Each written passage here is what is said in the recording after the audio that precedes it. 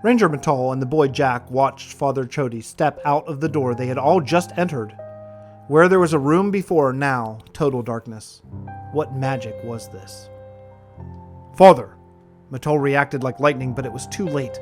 Diving for the priest's hand, he only grabbed air and watched, horrified, as Father Chody fell straight down and out of sight into the void. After a moment, picking himself up off the floor, Matal turned to the boy. What is this? I told you, the black. It takes everyone. Jack seemed to be coming out of his trance. In fact, the ranger noted he seemed to be entirely different than he was prior to entering the cabin. Something had changed. That same thing might be changing Jack. We have to go. Jack was looking at the torches on the wall. They had started flickering in unfelt wind. Matal took a step towards the door opposite to the one ajar, showing the void. Wait! Jack moved over and closed the door, then nodded to Matal that he could proceed. The ranger reached for the doorknob and pulled. Nothing could have prepared him for what was on the other side. It should have been outdoors. This was the third room in the cabin. This should be the back door. He could not explain why, on the other side of the door, he saw a hallway lined with hundreds of doors stretching as far as his considerable eyesight could see. With the door to the void behind him and seemingly infinite hallway in front, Ranger Matal grabbed Jack's hand and stepped forward into the unknown.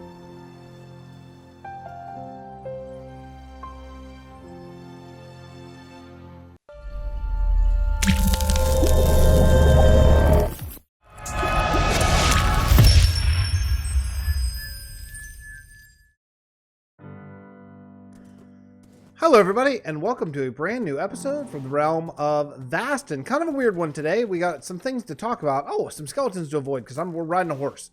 We're riding a horse. This is something I always mean to do and want to do a lot more, and never quite get around to it, but we're doing it today because there's something that is kind of special that's coming here in just a couple days, and I wanted to talk about on camera before that actually takes place.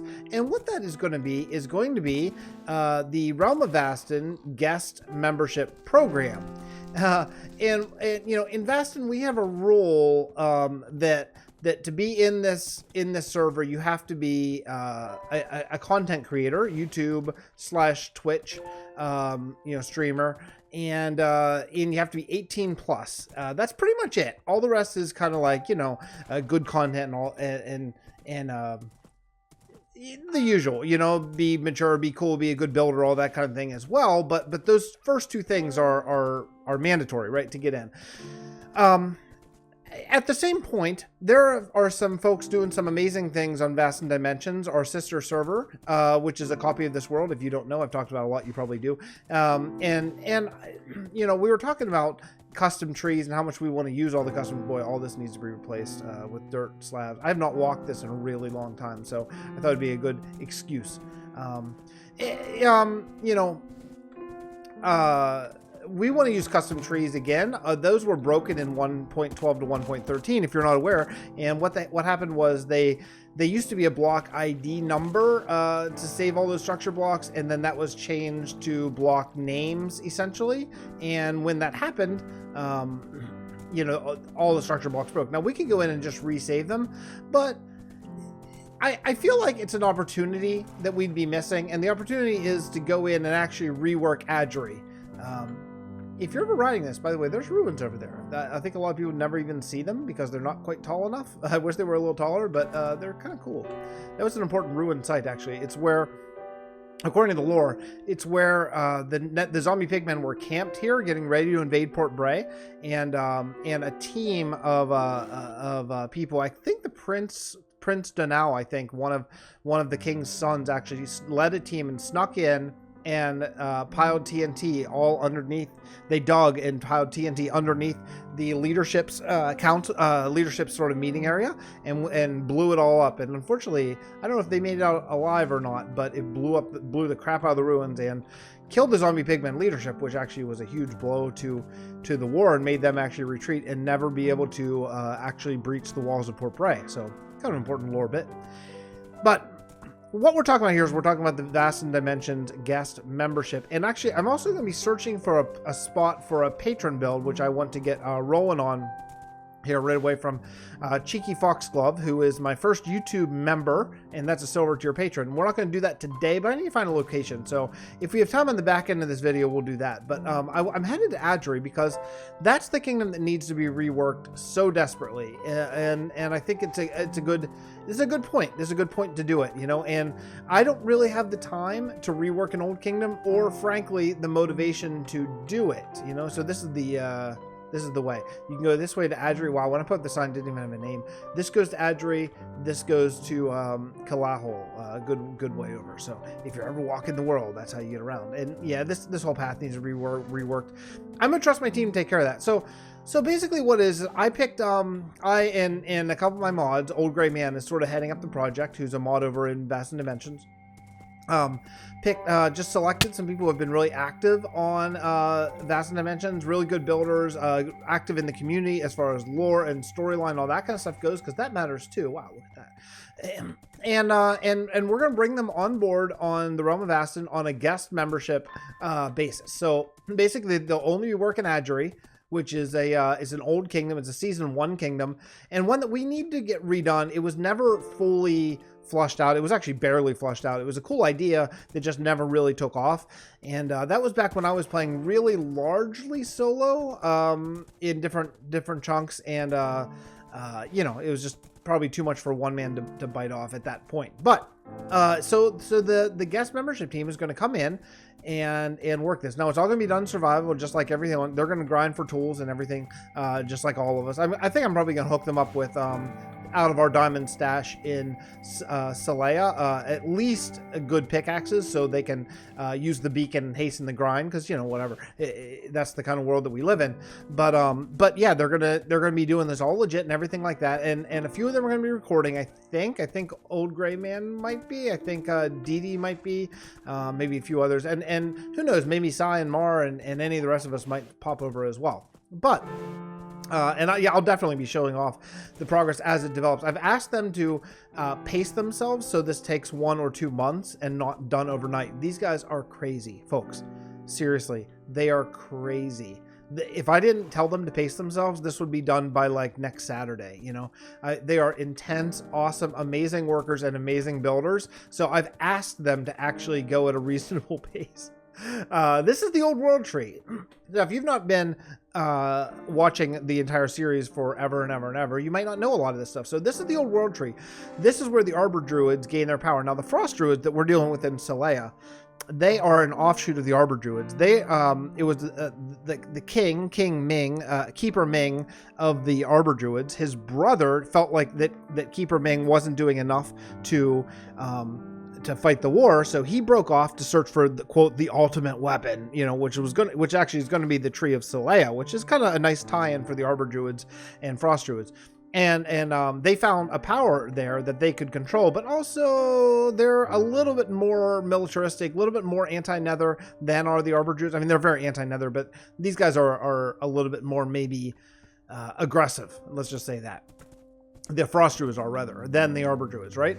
So yeah, so this is an important bit for this season of lore. So that's one of the other reasons why I chose Adri to be the first of the kingdoms to be reworked, and there may be more. And each, if we do more kingdoms, each team will be basically repicked, you know, and it's not going to be like a flowing thing that's going to be just all the time.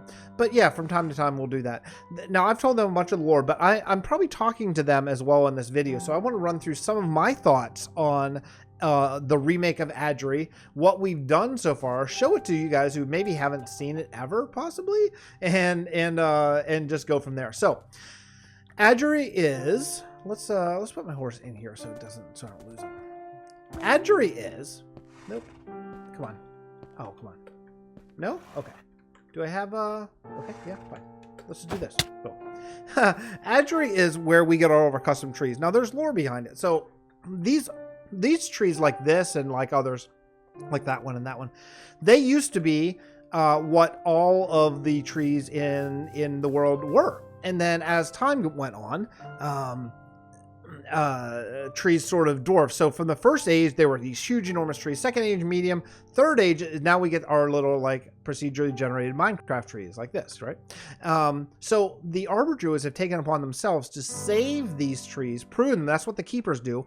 Then there's another sect called planters. They go out in the world and they build the, well, they don't build. They plant these trees using magic from the new world tree.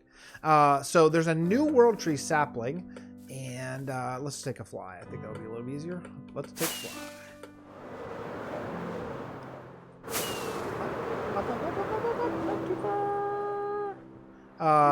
Yeah, you can see right there. That's the new world tree sapling. It's growing and growing in power, which is good because they use this power to create all these beautiful trees that then we as players in Minecraft can use structure blocks. If you don't know how to use structure blocks, I'll do a tutorial one of these days, but that's basically this. You have to be in creative mode to do it, which is one of the things that we do in creative mode. We do structure blocks for moving trees, basically in creative. That's one of the only things, that and command block stuff and the debug stick. Other than that, it's all legit. Just in case you're new, just got to say it for the record. Some of my thoughts. This frame for the tree seemed like a great idea at the time. I actually think it was a good idea, but it's not good. It doesn't work. It's not. It's too gaudy. It's too thick and weird and stuff like that, and I don't like it. Let me show you what Ulrich did a couple frames. If you walk over here to sort of where the birch forests are.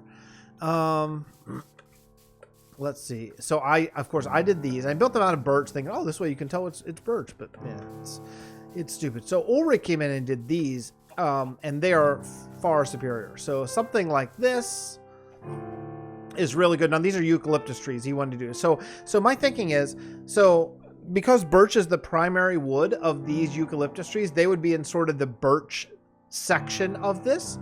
And my initial thought would be like each section maybe has one winding path that you can walk by and see. Oh, like, see, I don't like the way this is. Like this is, there's trees back there, but there's no way to get to them.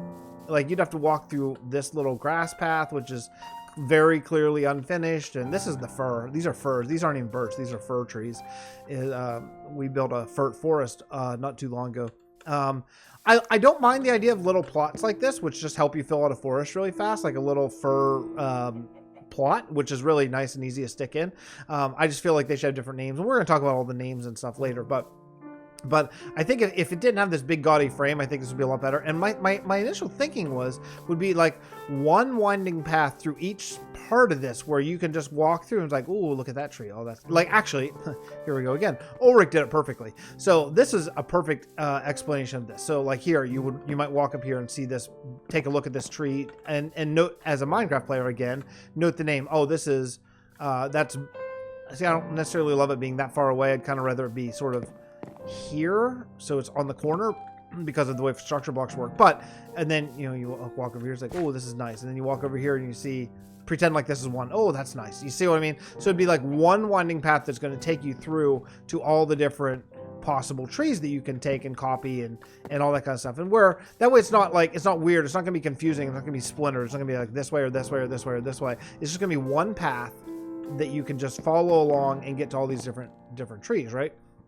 I think this is really well done, and this is, in my vision, the way I think it would work really well. But again, I'm going to leave that up to y'all. Like, even this one kind of goes off for a little split. I guess that's okay, but it's not totally ideal. So do with it what you will.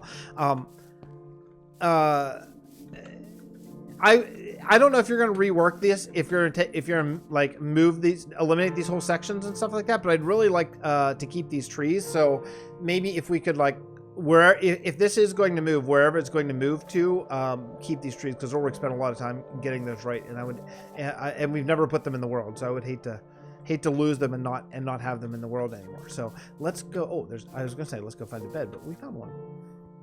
Okay, so that's my some initial thoughts. The couple things that I'd like to keep, they're pretty obvious. Because of the lore, if it's just, oh, okay, there we go. This guy, Mr. Grumble. If it's just like a build that needs to move, then I'm generally fine with it for this. If it's a piece of lore though, that makes it just a little bit more complicated to change stuff, right? And the only lore that we really have established is the 3 sects of Arbor Druids, and we have the Vault. So let me show you into the Vault now. Unfortunately, the Vault is in a state. Now the Vault is basically a that doesn't work anymore.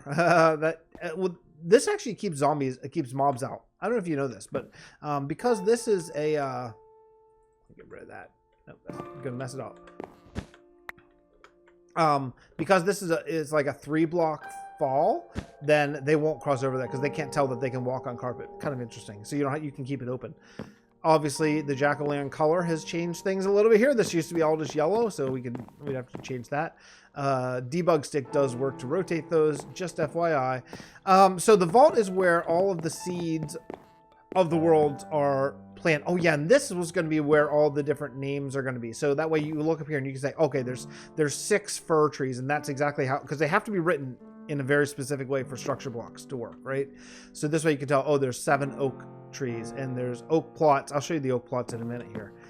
But yeah, so if you come down a little bit more, so this is so what I wanted was, I wanted a vault where there'd be just like, I don't necessarily care if all the chests are like full of seeds, but the idea was, this is, because obviously it's been storage for just building here, but the idea would be, this is where like all the, like oak saplings and birch saplings, and even then fir saplings, which aren't really a thing, but pretending that they are, or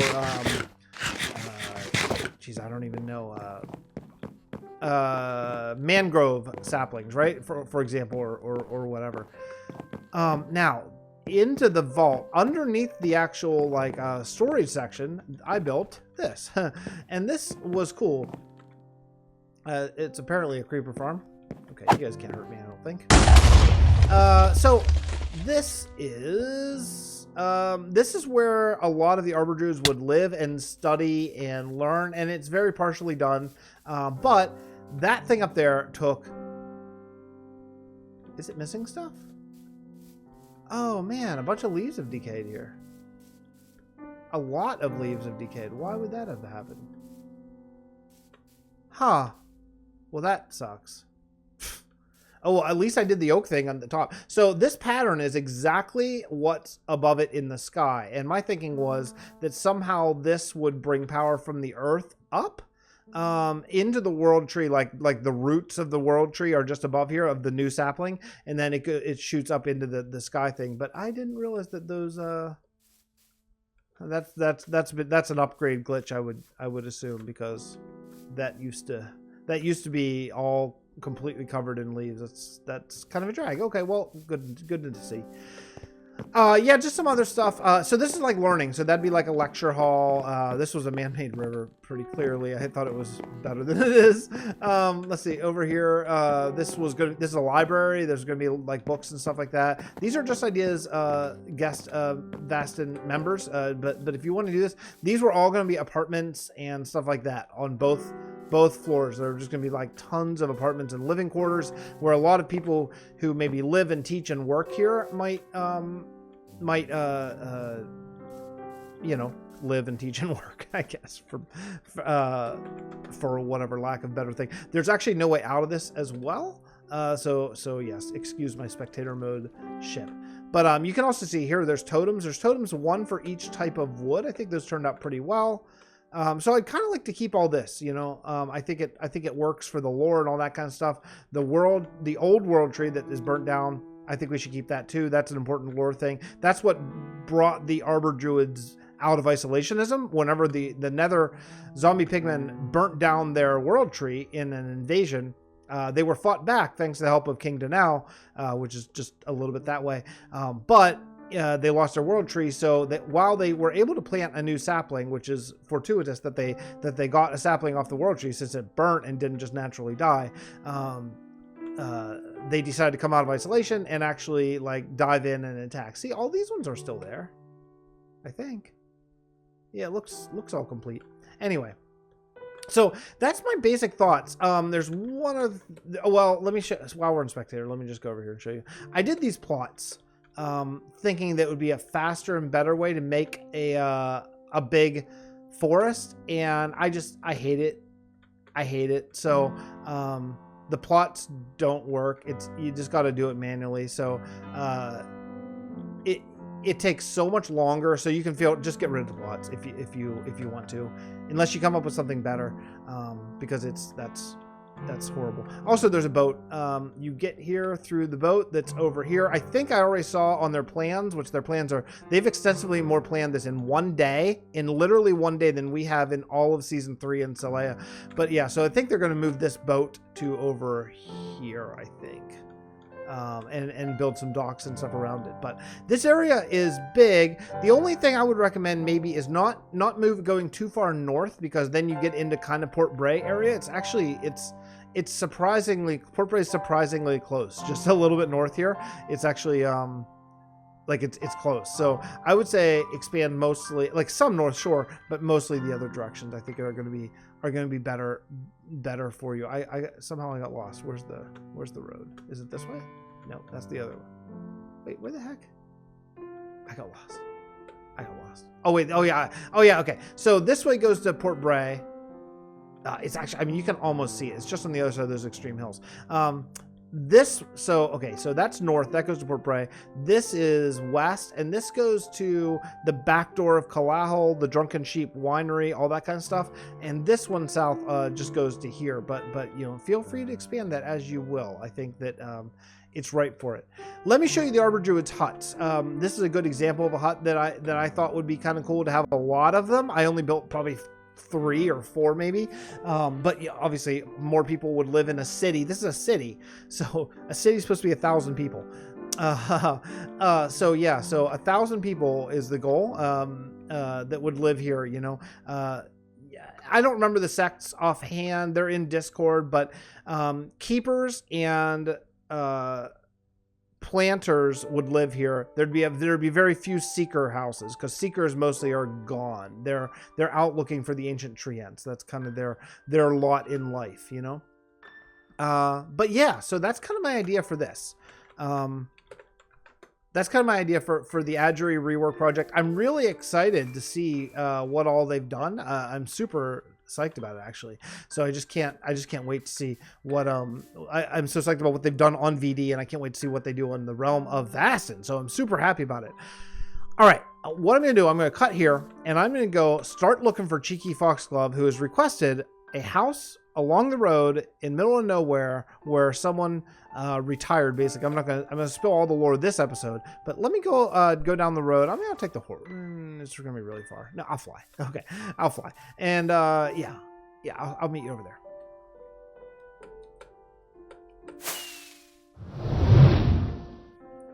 I think I found it. So I went way past Monument of the Fallen, right to the beginning of the Frozen Tundra. Yeah, this is going to be the place. So the idea is going to be basically just a house. It's just a house along the road. The widow of someone in Port Bray, and she traded in all of her stuff basically and came out here to live on her own. And yeah, this is the perfect place. It'll be kind of like a last house before you hit the snow, within maybe sight of the snow, but not in it. And I think that's just like ideal. So I think the best location, maybe, I'm thinking up on this hill. I think that could be cool. I kind of feel like doing a farm of some sort. Or maybe, oh my goodness, look at that cliff. Nope, okay, here's the location. Yep, right here. It's perfect. This cliff is perfect. Oh, whoa, hey, lag, how's it going? Yep, this cliff is perfect. Yeah, this is exactly where we'll put it. We'll put it right on the cliff, because you'll be able to see that from the road. And then we can plant some fields and stuff out here. I think that'll be really good. Planting fields, no quick task, but this will be a perfect place for a manor. So yeah, we're going to do Cheeky Foxglove. I've found your place. Next episode, we'll start right here. But that's going to be it for me today. Real super talky episode, but it's exciting stuff for Vasten. We're basically gonna blow up a kingdom in the next just few days, almost like just a couple months, and it's gonna be something that's gonna be really good for the long-term purpose of this, purpose. I mean, the long-term stability of the world, because we'll be able to fly in Adjury trees to anywhere we want, and a couple of the people on the build team are absolute master tree builders. I mean, they're all master builders in their own right, but I'm thinking of a few people that I've seen their trees and they blow my mind. So I can't wait to get some of those in this world. And then basically the rule is once they're built legit in Adgery, you can fly them in anywhere you want with a structure block. That's one of our concessions that we've made towards the reality of time and of having jobs and kids and all that kind of stuff. So yeah, I'm excited. I'm really excited about this. I think it's gonna be super cool. So that's gonna be it for me. Oh, and the server closed. What a wonderful ending. I'll see you all next episode. Thank you so much for watching. I really do appreciate it from the bottom of my heart. And I'll see you all next episode from the Realm of Vasten. Bye, everyone.